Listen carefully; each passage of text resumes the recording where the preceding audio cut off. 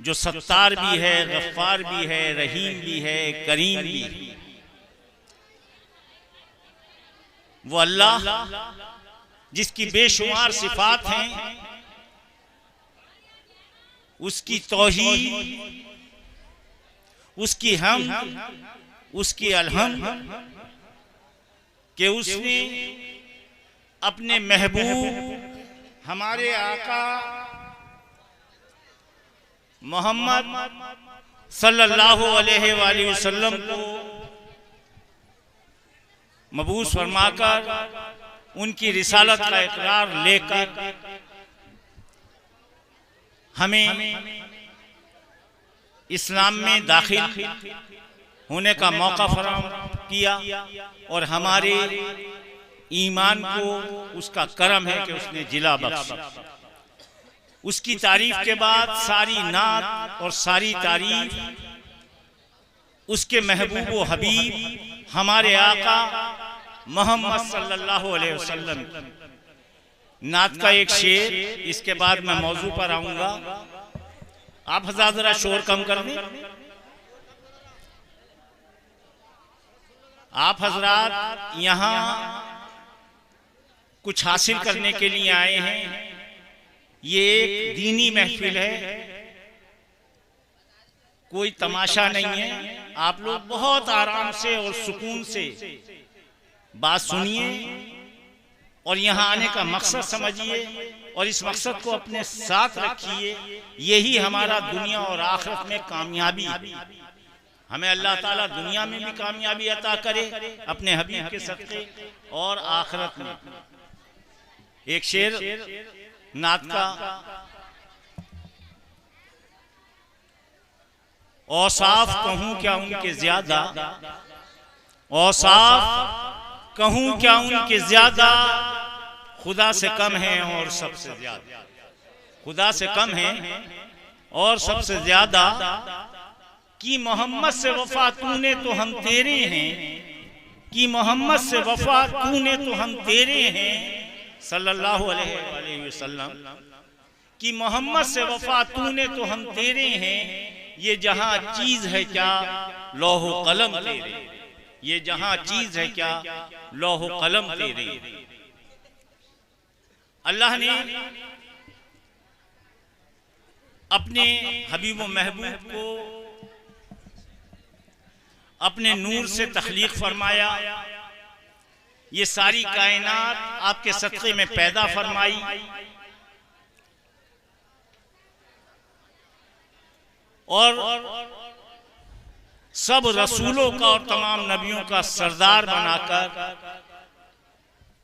अपनी महबूबियत का वो आला मकाम और मेराज अता फरमाई, जो सिर्फ और सिर्फ हमारे आका मोहम्मद सल्लल्लाहु अलैहि वसल्लम को ही अल्लाह ने अता फरमाई।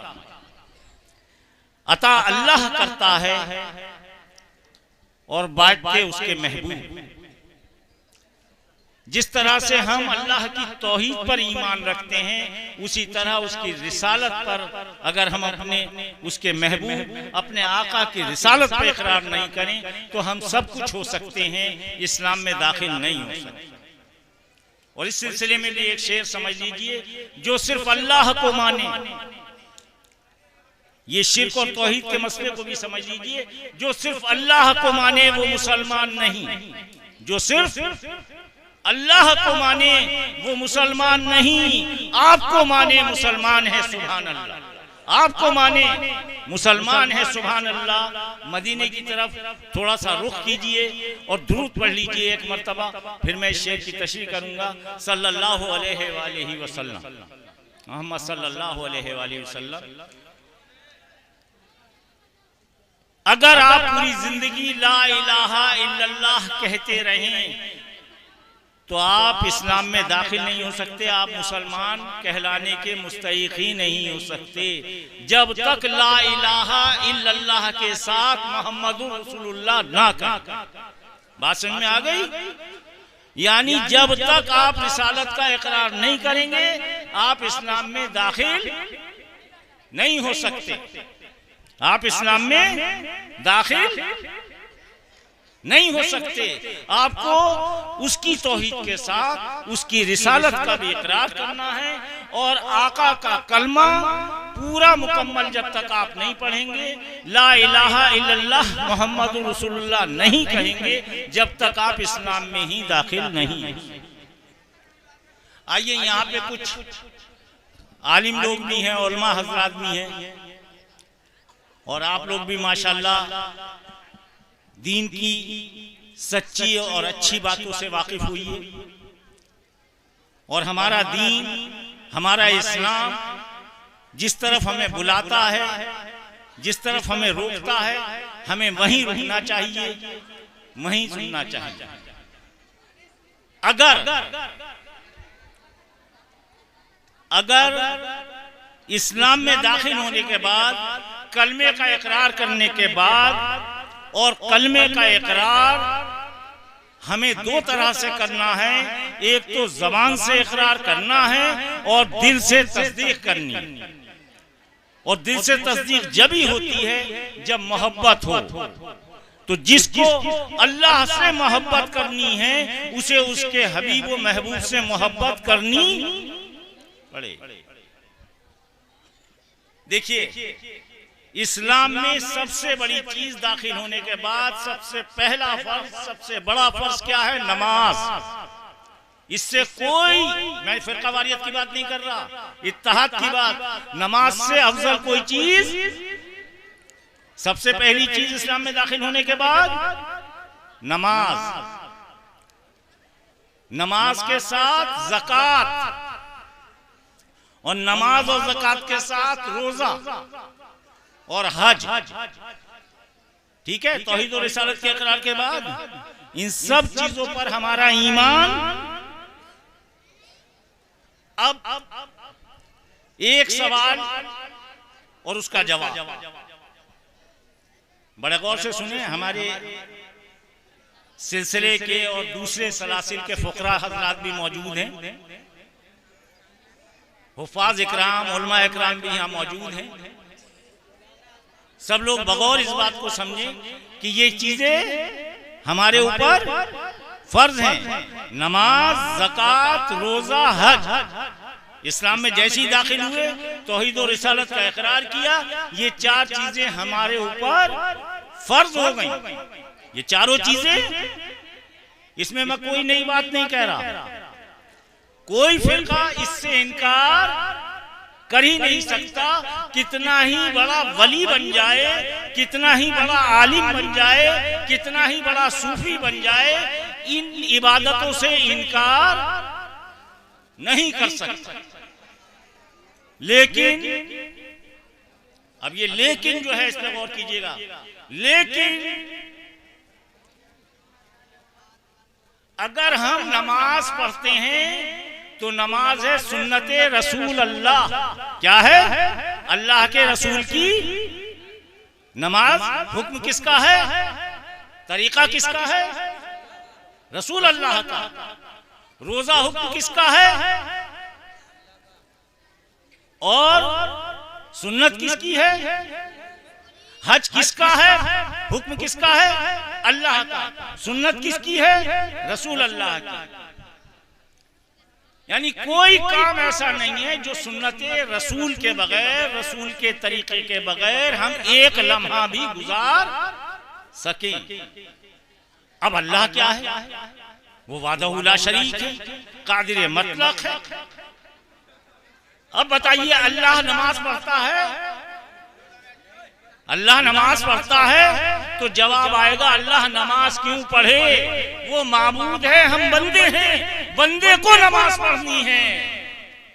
अल्लाह नमाज नहीं पढ़ता, अल्लाह रोजा नहीं रखता, अल्लाह हज, अल्लाह ज़कात। ये क्यों? वो कादिर मुतलक है, वो वादहु ला शरीक है। बस वो तो कुन कह देता है, फयकुन, वो सब कुछ हो जाता है, उसका हुक्म है। तो रोजा वो नहीं रखता, नमाज वो नहीं पढ़ता। ए मालिक, ए अल्लाह, जब तू कुछ नहीं करता तो फिर करता क्या है? तो फरमाता है कुरान क्या कह रहा है? कुरान अल्लाह का कलाम, अल्लाह अपने कलाम में क्या फरमा रहा है, कह रहा है बस मैं एक काम करता हूं, कुन कुन हो जा, बस उसका इरादा कुन फयाकुन, एकदम हो जाता, कुन फयाकुन, बस कुन होना, उसका मुंह से निकलना भी नहीं होता। मुंह का मैं एक मिसाल दे रहा हूँ, वो तो मुंह भी नहीं, कुछ नहीं, वो तो एक नूर है, उसका कोई जिस्म नहीं, उसका कोई मकान नहीं, वो लामका है, लाहियत है, वो तो एक जौहर है, एक नूर है। लेकिन ऐसा नूर है कि हर वक्त देखता है बगैर आंख के देखता है, हर वक्त सुनता है बगैर कान के सुनता है, उसको किसी चीज का वो मोहताज नहीं है। हम मोहताज है कान के सुनने के लिए, हम मोहताज हैं आंख के देखने के लिए, लेकिन उसका नूर ऐसा है वो बगैर आंख के सब कुछ देखता है और बगैर कान के सब कुछ सुनता है और बगैर जुबान के सब कुछ बोलता है। ठीक बात समझ में आ गई? तो अल्लाह इसमें से कुछ नहीं करता, कुन फयाकुन, हो जा और वो हो जाता। अल्लाह तू कुछ नहीं करता, तेरा तो हुक्म ही सब कुछ है। फरमाता नहीं, बस सिर्फ मैं एक काम करता हूं, मैं सिर्फ एक काम करता हूं। मैंने जब अपने महबूब को अपने नूर से बनाया और ये वजूद तख्लीक कर दी और उस नूर के सदक़े में फरिश्तों को पैदा कर दिया, उस नूर के सदक़े में इंसानों को पैदा कर दिया, जब से मैं सिर्फ एक काम करता हूँ और हमेशा एक ही काम करता हूँ, इसके अलावा मेरा कोई काम ही नहीं है। और वो काम सिर्फ ये है कि मैं इसमें तुम्हें ऐ बंदो, मैं शिर्क को पसंद नहीं करता, लेकिन अपने महबूब की मोहब्बत में तुम्हें शरीक करता। मैं अपने महबूब से तो मोहब्बत करता हूँ, और कैसी मोहब्बत करता हूँ कि नात में आपकी कुरान है सुभान अल्लाह और मदाह गो खुदा आपका सुभान है सुभान अल्लाह। जब अल्लाह ने ही अपने कलाम कुरान में अपने महबूब की तारीफ कर दी, तो अब सारे बंदे भी मिलकर अल्लाह जैसी ना तारीफ कर सकते हैं ना अल्लाह जैसा अता कर सकते।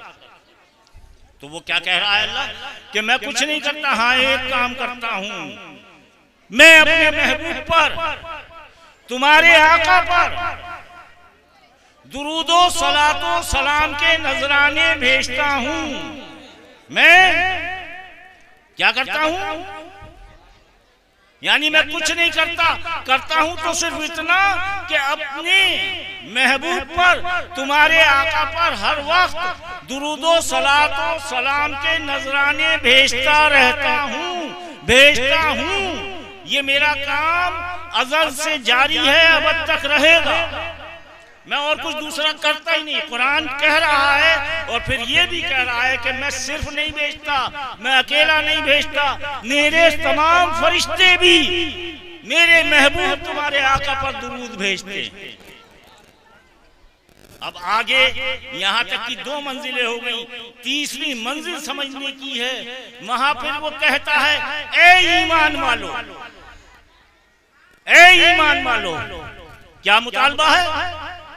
ईमान वालो, या अय्युहल्लज़ीना आमनू, जहां जहां अल्लाह ने कुरान में खिताब किया है, ए ईमान वाले लोग जिनमें ईमान है, उनसे मुतालबा कर रहा है कि ए ईमान वालो, जब तुम मुझ पर और मेरे महबूब पर ईमान लाए हो, तो हम वक्त ज्यादा से ज्यादा उसी तरह से जैसे मैं और मेरे फरिश्ते दुरूद भेजते हैं, ऐसे ही तुम भी दुरूद भेजो। कौन भेजे? कौन भेजे? ईमान वाला। तो जो ईमान वाला होगा वही दुरूद। हम सब यहाँ ईमान वाले हैं और हम दिल से, जुबान से, मोहब्बत के साथ आका पर दुरूद भेजते हैं। और तमाम दुरूदों में सबसे अफजल वो दुरूद है जो खुद अल्लाह के हुक्म से रसूल अल्लाह ने हमें बताया, और नमाज में हम रात दिन वो दुरूद, हर नमाज में दुरूद पढ़ते हैं, भेजते हैं। अल्लाह ने बता दिया कि नमाज भी तुम जो सबसे बड़ा फर्ज है, बगैर मेरे महबूब की याद और मोहब्बत के उसे भी पूरा नहीं कर सकते, उसे भी तुम पूरा नहीं कर सकते, तो नमाज में भी अपने महबूब के दुरूद को शामिल किया। और वो क्या कहलाता है? दुरूद इब्राहिमी। क्या कहलाता है? अब जाहिर है हर मुसलमान नमाज पढ़ता है, नमाज फर्ज है, नमाज सबको याद है। जिन बच्चों को याद नहीं है वो नमाज याद करें, बड़े लोग उन्हें याद कराएं। और जिन्हें नमाज याद है और दुरूद याद है वो एक मर्तबा दुरूद भेजें। दुरूद इब्राहिमी सबको याद होता है, इसमें कोई बड़ा आलिम भी वही पढ़ता है और एक छोटा मुक्तदी भी वही पढ़ता है। नमाज में जो दुरूद पढ़ते हैं वो सबको याद है। एक मर्तबा नमाज वाला दुरूद आप सब लोग मुकम्मल पढ़िए। बिस्मिल्लाहिर्रहमानिर्रहीम। अल्लाहुम्मा सल्ली अला मुहम्मद व अला आले मुहम्मद कमा सल्लैता अला इब्राहीम व अला आले इब्राहीम इन्नका हमीदुम मजीद। बिस्मिल्लाहिर्रहमानिर्रहीम। अल्लाहुम्मा बारिक अला मुहम्मद व अला आले मुहम्मद कमा बरकता व अला आले इब्राहीम इन्नका हमीद। बिरादरान इस्लाम व तरीक़त हजरात, तो मैं अर्ज कर रहा था कि दुरूद शरीफ के बगैर आपकी नमाज हो ही नहीं सकती। बगैर आका पर, और आका पर ही नहीं आका की आल पर भी जब तक आप दुरूद नहीं भेजेंगे मोहम्मद व आले मोहम्मद सल्लल्लाहु अलैहि वसल्लम पर, जब तक आप दुरूद व सलातो सलाम के नजराने नहीं पेश करेंगे, जब तक आपकी नमाज जैसी इबादत भी पूरी नहीं हो सकती। बल्कि कुरान में आया वआक़िमुस्सलात, और कायम करो नमाज। क्या आया? सलात का तर्जुमा क्या है? नमाज। लेकिन कायम करो सलात, तो सलात का तर्जुमा सलात ना कह के अगर आप सलात कहेंगे तो सलात के अंदर अगर कोई सलात है तो सलात के मानी ही हकीकत में दुरूद व सलात व सलाम ही। बात समझ में आ गई? ये बहुत बारीक नुक्ता मैंने पेश किया है कि सलात कायम करना ही इसको कहते हैं कि सलात के अंदर जब तक सलात नहीं होगी, बल्कि उसका इस्म व मुसम्मा ही सलात है कि सलात कायम करो। सलात कायम करने का मतलब यह है मेरे महबूब और मेरे महबूब की आल पर हमा वक्त दुरूद भेजते रहो, हमा वक्त दुरूद भेजते रहो। हत्ता ये कि नमाज जैसी इबादत में भी तुम बगैर उस दुरूद के नहीं चल सकते। तो दुरूद बगैर दुरूद के नमाज। आइए नमाज के सिलसिले में एक बात और कर लें। बगैर सूरह फातिहा के भी किसी की नमाज नहीं हो सकती। चाहे आप फर्ज नमाज पढ़िए, चाहे सुन्नत मौक़दा, चाहे सुन्नत गैर मौक़दा, चाहे नफिल, बहरहाल चाहे वाजिब, कोई भी नमाज ऐसी नहीं है जिसके अंदर आप सूरह फातिहा, जिसे आम तौर पर अलहम्द शरीफ कहा जाता है, उसके बगैर कोई नमाज। इब्तिदा अलहम्द से है, इंतहा दुरूद पर है। इंतहा, तो इंतहा के बारे में तो आपने बहुत सुना है।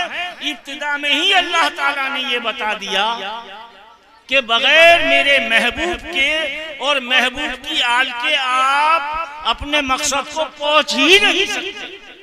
आप अपने मकसद को पहुंच ही नहीं सकते। और ये वो नुक्ता है जिसे आप आज समझ लें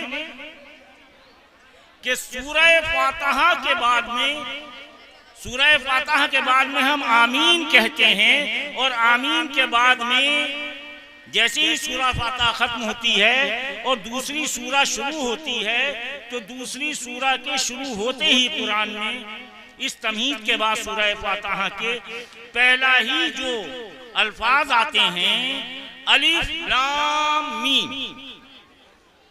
क्या आता है? आका ने बताया अलिफ एक लफ्ज है, हर्फ नहीं है, एक लफ्ज है। लाम एक लफ्ज है, मीम एक लफ्ज है। इसे ऐसे ही पढ़ लिया करो। ये हुरूफ़े मुक़त्ताआत हैं और ये राज है मेरे और अल्लाह के दरमियान, और जो इस इल्म को लेता है वो है इल्मे लुदुन्नी। जो सिर्फ हासिल है उसको, जिसके बारे में अल्लाह ने फरमा दिया कुरान इसके साथ है और ये कुरान के साथ। अलिफ लाम मीम को कौन जानता है? अल्लाह का महबूब जानता है और महबूब का महबूब जानता है। कोई उसका दावा नहीं कर सकता।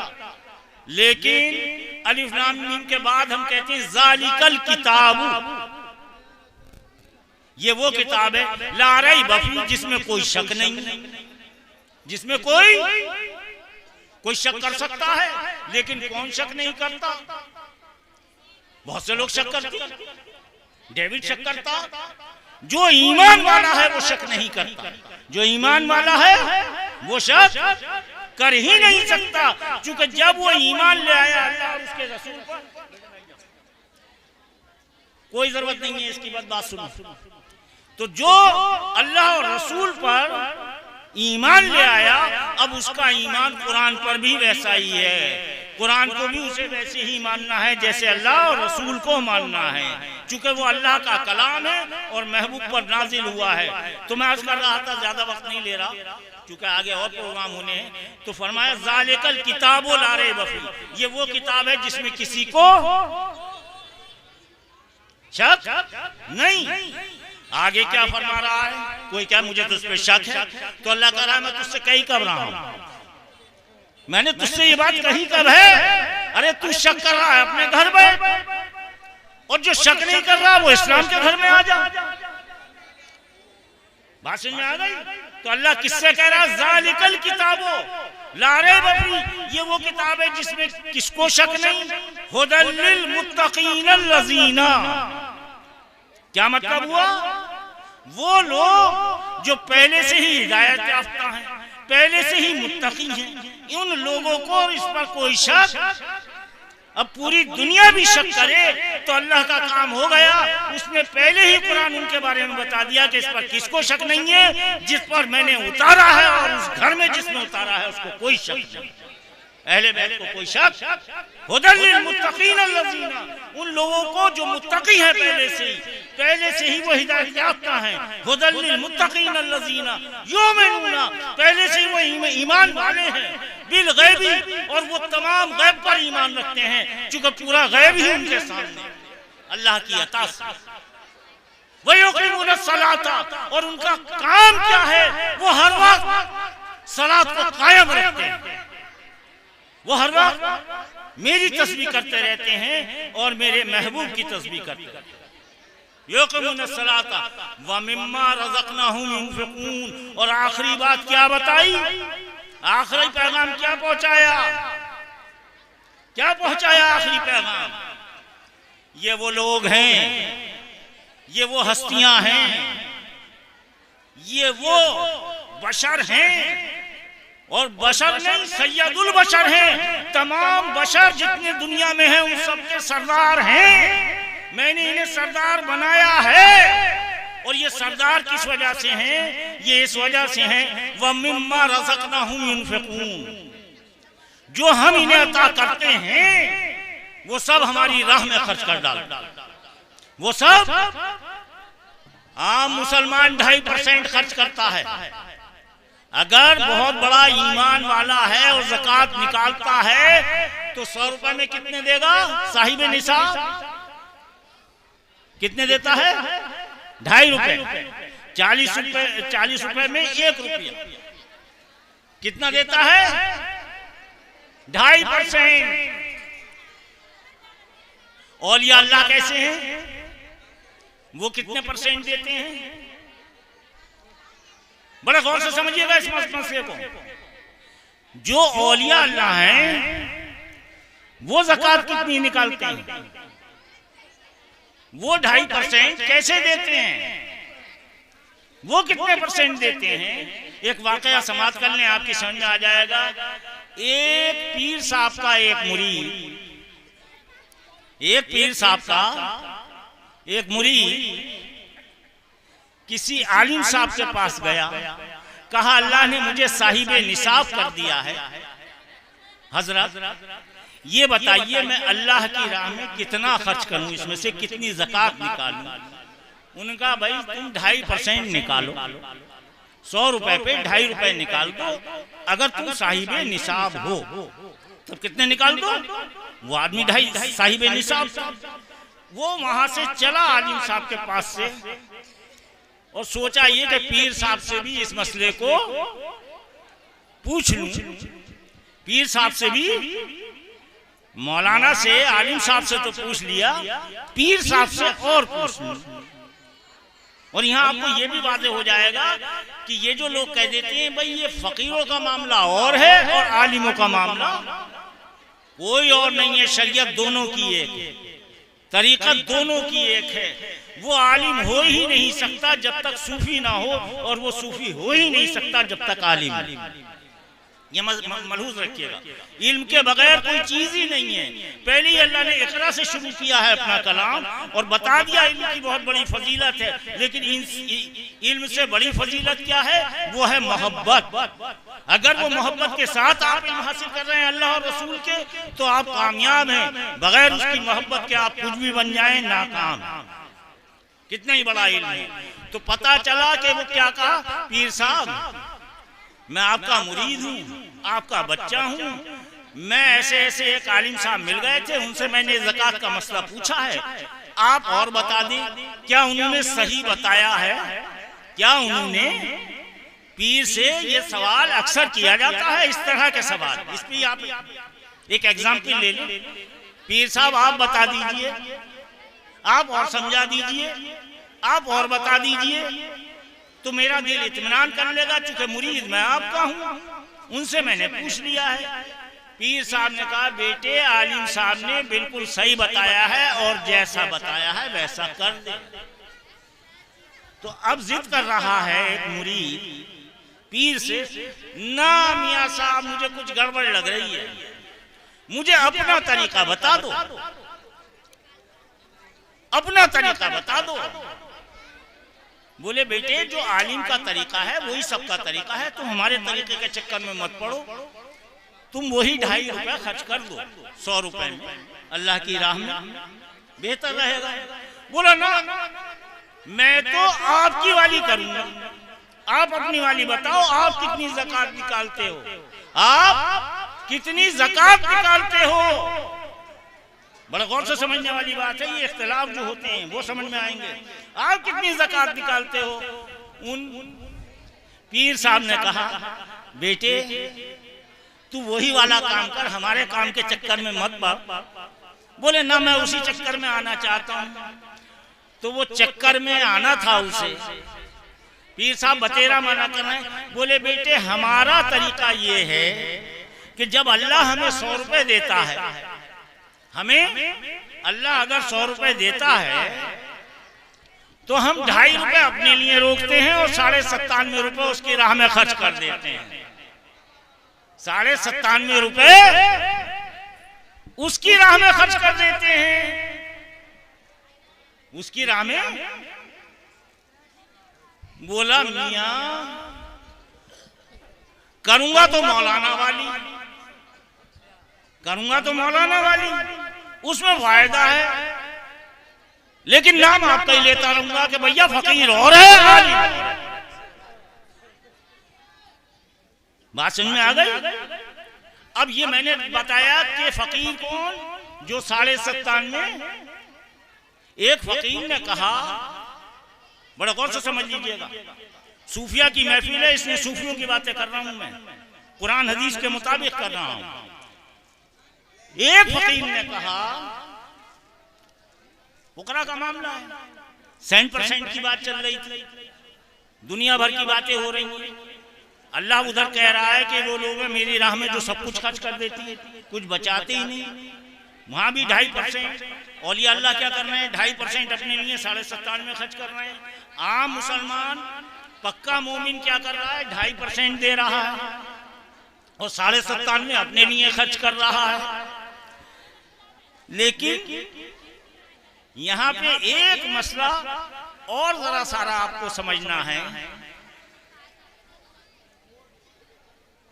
कि फुकरा के दरमियान और उलमा के दरमियान एक खाई जो बना रखी है शरई हैसियत से, उसको बड़े गौर से आज आप समझ लीजिए और ये मान लेंगे कि जो शरीयत आका ने दी है उस शरीयत का पैरोकार एक फकीर नहीं होगा तो फिर कौन होगा? क्योंकि फकीर ही अपने वक्त का सबसे बड़ा आलिम होता है। ख्वाजा गरीब नवाज से बड़ा ना इस हिंदुस्तान में कोई फकीर आया है ना उनसे बड़ा कोई आलिम। सबको इत्तेफाक है हम सब ख्वाजा गरीब नवाज के दर के गदा हैं, दर के फकीर हैं। उनसे बड़ा ना कोई आलिम आया है। और कौन है? यहाँ कैसे आए हैं? जानशीन रसूल बनकर आए हैं। रसूल अल्लाह के हुक्म से यहाँ तशरीफ लाए हैं और उन्होंने जो कुछ हमें दर्श दिया है वो ऐन शरीयत के मुताबिक है, ऐन तरीक़त के मुताबिक। तो अब मैं एक वाकया और आपसे जो और आपको करीब ले आऊंगा अपने बात के और शायद आप उसे समझ भी लें।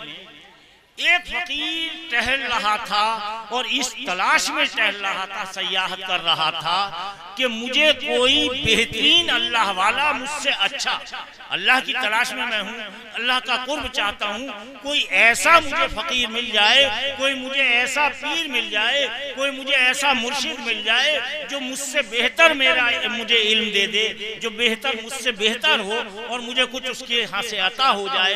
वो घूमते घूमते हजरत बल्खी रहमतुल्लाह अलैह जो उस दौर के बहुत बड़े फकीर थे उनके आस्थाने पे चला गया, उनके घर चला गया, उनके दौलत कदे पर चला गया और वहां जाकर उस फकीर ने उन फकीर से हजरत बल्खी रहमतुल्लाह अलैह से पूछा कि हजरत मैं आपके पास इतनी दूर से चलकर आया हूं, मुझे अल्लाह के लिए, अल्लाह के वास्ते, अल्लाह के लिए, अल्लाह के रसूल के वास्ते कोई ऐसा इल्म अता कर दें, कोई ऐसा अमल अता कर दें जिससे मेरी निजात हो जाए और मैं और ज्यादा कुर्बे खुदाबंदी, कुर्बे रिसालत पा सकूं। इसी की हम सब तलाश में यहाँ क्यों इकट्ठे हैं? हमें अल्लाह का कुर्ब मिल जा, अल्लाह के रसूल का कुर्ब मिल जाए, इसीलिए तो हम यहाँ इकट्ठे हैं। कोई मेले ठेले में तो इकट्ठे नहीं है। हम किस लिए? कि अल्लाह रसूल तक हमारा ये पैगाम ऐसे पहुंच जाए कि वहां हमारी ये जमीनें झुक जाएं और वहां से कुछ अता हो। और इंशाअल्लाह होता है, अल्लाह की सब अता है अपने हबीब के सदक़े, हबीब के आल के सदक़े। तो मैं अर्ज कर रहा था तो बल्खी रहमतुल्लाह अलैह ने उससे पूछा, ए फकीर तू करता क्या है? ए फकीर तू करता क्या है? तो अगर मैं आज आपसे किसी से सवाल करूं कि आप करते क्या हैं, तो कोई कहेगा मैं मजदूरी करता हूं, कोई कहेगा मैं किसानी करता हूं, कोई कहेगा मैं आलिम हूं, कोई कहेगा मैं हाफिज हूं, कोई कहेगा मैं डॉक्टर हूं, कोई कहेगा मैं इंजीनियर हूं, कोई कहेगा मैं मैनेजर हूं। बहरहाल अपने अपने काम को बता देगा।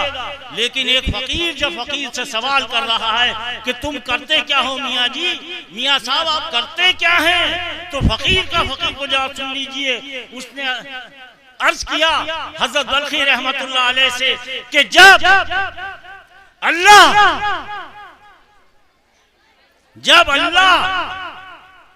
बड़ा गौर से समझिएगा और यही बात को समझने की है जिसे मैं समझाना चाह रहा हूं शुरू से आखिर तक, और इसी एक उन्वान को आपके जहन में डालना चाह रहा हूं।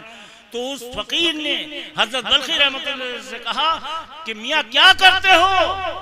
तो कहा मियाँ अल्लाह जब मुझे कुछ देता है तो मैं उसका शुक्र अदा करता हूं और जब नहीं देता तो मैं सब्र करता हूं। जब अल्लाह, अच्छा हम में कोई ऐसा है ऐसे ही करता है? करता नहीं। अल्लाह जब कुछ देता है तो हम उसका शुक्र अदा करते हैं, जब नहीं देता तो सब्र करते हैं। मालूम है एक फकीर का जवाब इसमें क्या है? कान खोल कर सुनिए, आंखें खोल कर देखिए तो आपको पता चलेगा। हजरत बल्खी रहमतुल्लाह अलैह उस फकीर से, उस अपने शागिर्द से जो दर्द देते हैं, बताते हैं तो ऐ फकीर फिर तू करता क्या है? ये काम तो मेरे बल्ख के कुत्ते करते हैं, ये काम तो जानवर करते हैं, मेरे बल्ख के कुत्ते करते हैं। कुत्ते को बड़ा हकीर समझा जाता है ना, तो मिसाल भी ऐसी है, हालांकि वो भी अल्लाह की मखलूक है, कि ये काम तो मेरे बल्ख के कुत्ते करते हैं। जब उन्हें मिल जाता है तो खा लेते हैं, नहीं मिलता तो सब्र कर लेते हैं। तो बोला हुजूर फिर आप क्या करते हैं?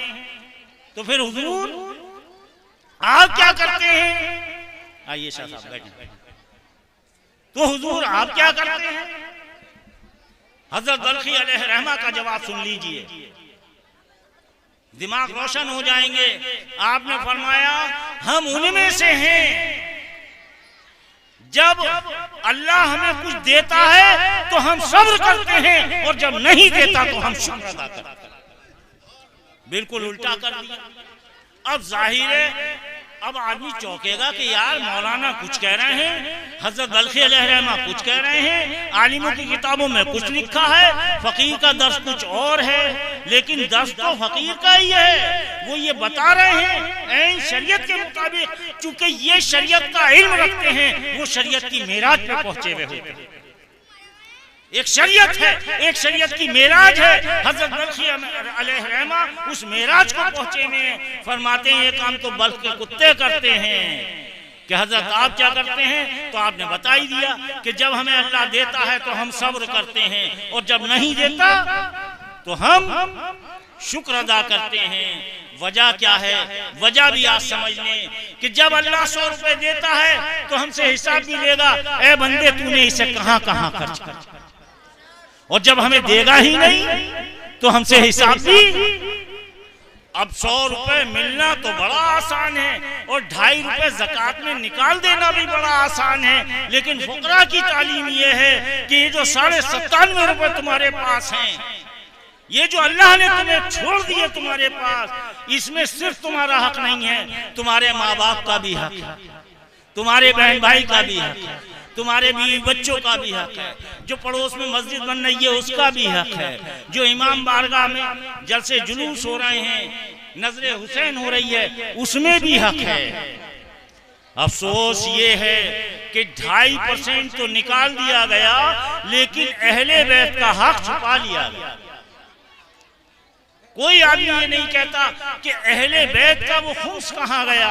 अरे ध्यान रखो कि जो कुछ अल्लाह ने अता किया है, कायनात में जो कुछ दिया है, अल्लाह ने अपने महबूब और महबूब के आल के सदक़े दिए। इसीलिए हमारे पीर मुर्शिद सरकार आलम पनाह सरकार वारिस पाक आज़म अल्लाहु ज़िक्रहू ने जो दर्स हम वारसियों को दिया है और सीधा सीधा बता दिया है, हाथ पकड़ा पीर का। क्या है हमारे यहाँ का दर्स? हाथ पकड़ा पीर का, पंजतन पाक का खुदा रसूल। पता चला कि जो पंजतन की तालीम पर अमल करेगा, चूंकि अल्लाह ने इन्हें नमूना बना दिया है, अल्लाह ने इन्हें ही नमूना, और नमूना ऐसे नहीं बनाया। पता चला, बता दिया कि हज़रत फातिमा तमाम जन्नती औरतों की सरदार हैं और दुनिया में जितनी मोमिन औरतें हैं उन सब की सरदार। मैं तमाम कायनात का सरदार हूं। और उनके वालिद गिरामी हसनैन करीमैन के वालिद गिरामी हसनैन करीम जन्नत के सरदार हैं दोनों, हसन और हुसैन, और उनके वालिद उनसे भी अफजल व आला। मौलाए कायनात ये बता दिया। आइए फिर नमाज की तरफ आते हैं। ये बीच में बातें हो गई और 5 मिनट और लूंगा। तो नमाज में सूरह फातिहा जरूरी, नमाज में ये कहना भी जरूरी, मैं तर्जुमा कर देता हूँ जिससे बात हो जा। ए अल्लाह हमें सीधे रास्ते पर चला। हम 5 वक्त की नमाजों में हर रकात में क्या कह रहे हैं? ए अल्लाह हमें सीधे रास्ते पर चला। कोई है ऐसा सीधा रास्ता? अभी आप जहां जहां से आए हैं टेढ़े बेड़े होके यहाँ पहुंचे, सीधे आते तो नाक मुंह सब तोड़ लेते। मैं भी वहां से आया हूं, तो फिर सीधा रास्ता कौन सा? अल्लाह का कलाम है, करा सीधे रास्ते चलो। आगे बता दिया सीधा रास्ता किसका है, बता रहा है सीधा रास्ता उन लोगों का रास्ता है जिन पर मैंने इनाम किया, ना कि उनका जिन पर मैंने गजब किया है। तारीख बताती है कि सबसे ज्यादा इनाम अगर अल्लाह ने किया है तो अपने नबी रसूलों पर किया। तो क्या उम्मत मुस्लिमा, रसूल अल्लाह की उम्मत जो इस वक्त हम जिनकी उम्मत में हैं, क्या हमें हज़रत आदम अलैहिस्सलाम के रास्ते पर चलना? नहीं चलना है, हमें एहतराम करना है। क्या हमें ईसा अलैहिस्सलाम के रास्ते पर चलना? नहीं चलना है, इनाम उन पर है। तो फिर हमें चलना किसके रास्ते पर है? तो पता चला कि आपको रसूल अल्लाह के रास्ते पर चलना है। लेकिन अल्लाह ने ये नहीं कहा, बल्कि कहा क्या उन लोगों के रास्ते पर चलो। और वो लोग कितने हैं? 2 से ज्यादा हैं। तो किन के रास्ते पर चलो जिन पर इनाम किया है। तो पता चला खुला हुआ इनाम तो हम सब पर भी है कि हम इस महफिल में सुनना है, बोलना है। अल्लाह ने हमें ईमान वाला बनाया है। हम औलिया अल्लाह के मानने वाले, सहाबा के मानने वाले, अज़वाज के मानने वाले, शोहदा के मानने वाले, सालिहीन के मानने वाले, सिद्दीकीन के मानने वाले। तो इनाम तो अल्लाह का हम पर भी है। मुझे नहीं मालूम है, तुम मुझे बताओ ना क्या चाहते हैं। हाँ तो बस मैं इसे खत्म करूँ, बस 5 मिनट में मैं तो खुद यही कह रहा हूँ। हाँ 5 मिनट और पता चला कि ये क्या है। बहुत बस मेरी गुफ्तगू 5 मिनट के अंदर अंदर मैं समेट रहा हूँ। तो पता चला अल्लाह ने इन पर इनाम किया और बता दिया कि ये इनाम याफ्ता लोग हैं, तुम्हें इनके रास्ते पर, किसके रास्ते पर चलना है। किससे कह रहा है अल्लाह? तमाम सहाबा से। उस वक्त सहाबा इकराम को किसके रास्ते पर चलना है? रसूल के रास्ते पर चलना है। और किन के रास्ते पर चलना है? जिस पर अल्लाह रसूल ने इनाम किया। तो इनाम सबसे बड़ा किस पर? हजरत फातिमा पर। इनाम किस पर? हजरत हुसैन और हसन पर। इनाम किस पर? मौलाए कायनात पर। इनाम किस पर? हजरत खदीजतुल कुबरा पर। इन लोगों पर इनाम अल्लाह ने खुला हुआ इनाम किया, इन पर खुला हुआ इनाम किया है। अब तो आप कहेंगे कि साहब रास्ते पर चलना, तमाम सहाबा इकराम से कहा जा रहा है कि इनके रास्ते पर चलिए। हम तमाम मुमिनीन से क़यामत तक इनके रास्ते पर चलने को कहा गया है। कहा गया नहीं है, सच्चाई है। सच्चाई ये है अगर हम हकीका करते हैं तो सुन्नत हुसैन। हम जो काम भी इस्लाम का करते हैं हम चल भी उनके रास्ते पर रहे हैं। मैं अक्सर एक बात कहता हूँ, हम नमाज पढ़ते हैं, कहाँ हाथ बांधते हैं? नाफ पर, यही बांधते हैं, मानते हैं। हमारी औरतें माँ बहनें कहाँ बांधती हैं हाथ? तो या तो सुन्नत रसूल वो अदा कर रही हैं या हम अदा कर रहे हैं। वो तो सुन्नत रसूल नहीं है, फिर औरतें किसकी सुन्नत अदा कर रही हैं? पता चलेगा सबसे पहले अगर रसूल अल्लाह को जब अल्लाह ने हुक्म दिया और रसूल अल्लाह नमाज के लिए खड़े हुए तो सबसे पहले ईमान लाने वाली खातून एक उस वक्त वाहिद बीवी हजरत खदीजतुल कुबरा जो हसन हुसैन की नानी है, हजरत फातिमा की वालिदा है, वो हजरत खदीजतुल कुबरा से कहा कि अल्लाह ने मुझे हुक्म दिया है नमाज का, नमाज कायम करो। ए खदीजा तुम मेरी बराबर में खड़ी हो जाओ और नमाज पढ़ो जिस तरीके से, क्योंकि मेरा तरीका और है, औरतों का तरीका वो नहीं है। औरतों को हाथ भी पूरे नहीं उठाने कानों तक बल्कि कंधों तक उठाने हैं। उनका हिया दूसरी है, उनके बैठने का तरीका दूसरा है, उन्हें पर्दे का ख्याल रखना है। ए खदीजा जिस अंदाज से आज तुम नमाज पढ़ लोगी आने वाली तमाम औरतें वैसे ही नमाज पढ़, आने वाली तमाम औरतें वैसे ही नमाज पढ़ेंगी। अब अगर हजरत फातिमा भी नमाज पढ़ेंगी तो सुन्नत खदीजा पर पढ़ेंगी, हुक्म अल्लाह और रसूल का होगा। अगर हजरत फातिमा पढ़ रही है तो नमाज उनके, हजरत अली अगर नमाज पढ़ेंगे तो किसकी सुन्नत होगी? रसूल अल्लाह की। हजरत फातिमा अगर नमाज पढ़ेंगी तो किसकी सुन्नत होगी? वालिदा की। अब एक सवाल पैदा हो सकता है, एक सवाल जहन में आ सकता है कि सरदार तो हैं हजरत फातिमा, कौन है सरदार? हजरत फातिमा और माँ। अब सवाल पैदा हो रहा, माँ की भी सरदार है, माँ की सरदार हैं। अब लोग घूमेंगे, भेजा घूमेगा। अरे घूमने की बात नहीं है। जिस हजरत फातिमा जिस जन्नत की सरदार हैं, तमाम औरतों की सरदार हैं, उनकी वो जन्नत हजरत खदीजा के कदमों के नीचे है। चूंकि हर माँ के कदमों के नीचे, तो ये है हजरत फातिमा ज़हरा और उनकी वालिदा। और ये वो लोग हैं कि सिद्दीकीन भी हैं, सालेहीन भी हैं और शोहदा भी हैं और 2 से ज्यादा हैं। अल्लाह ताला ने सूरह फातिहा नमाज की शुरू में बता दिया कि यही वो लोग हैं। और फिर आगे ये बता दिया कि ये भी ध्यान रखना, अगर किसी पर इनाम होता है तो इनाम से पहले कभी गजब होता है, गजब के बाद कभी इनाम होता है। लेकिन वो ज़ातें हैं, ये वो ज़ातें हैं कि जिन पर अल्लाह ने हमेशा इनाम ही किया है, गजब कभी नहीं। ये गजब से मारावा, गजब से मासिवा है, इन पर कभी गजब हुआ ही नहीं, पर इनाम हुआ है। और बस लास्ट में एक बात और कह दूं कि जो सबसे बड़े हम मानते हैं सहाबा इकराम में सबसे बड़ी जात खलीफा अव्वल की है, सहाबा इकराम में सबसे बड़ी जात खलीफा दुयम हजरत उमर की है, इसके बाद खलीफा सोयम की जात है। आप गौर कीजिए कि हमेशा हजरत अबू बकर सिद्दीक ये कहते रहे जो सबसे बड़े सहाबी हैं कि अली का चेहरा देखना इबादत है, अली का जिक्र करना इबादत है। यह है सहाबा की सुन्नत। हजरत उमर हमेशा ये कहते रहे कि ए अली, ए मेरे मौला, ए मेरे मालिक, मौला अली, अगर आप ना होते तो उमर हलाक हो जाता। हजरत उस्मान ने कहा दुनिया ने मेरा साथ छोड़ दिया है, क्या मौला तुमने भी मेरा साथ छोड़ दिया है? यानी दीन ने तो मेरा साथ नहीं छोड़ा। मौला ने फौरन अपने दीन की जब दुहाई दी कि दुनिया मुझे छोड़ दे, लेकिन अली तुम नहीं छोड़ सकते, तो अली ने 2 दीन और भेज दिए, अपने छोटे छोटे 2 दीन भेज दिए। ए हसन जाओ, ए हुसैन जाओ, और जाकर हजरत उस्मान की हिफाजत। वाक़िउद्दामान अल्हम्दुलिल्लाह रब्बिल आलमीन। या अल्लाह हमें और आपको सुनने से ज़्यादा अमल की तौफीक दे।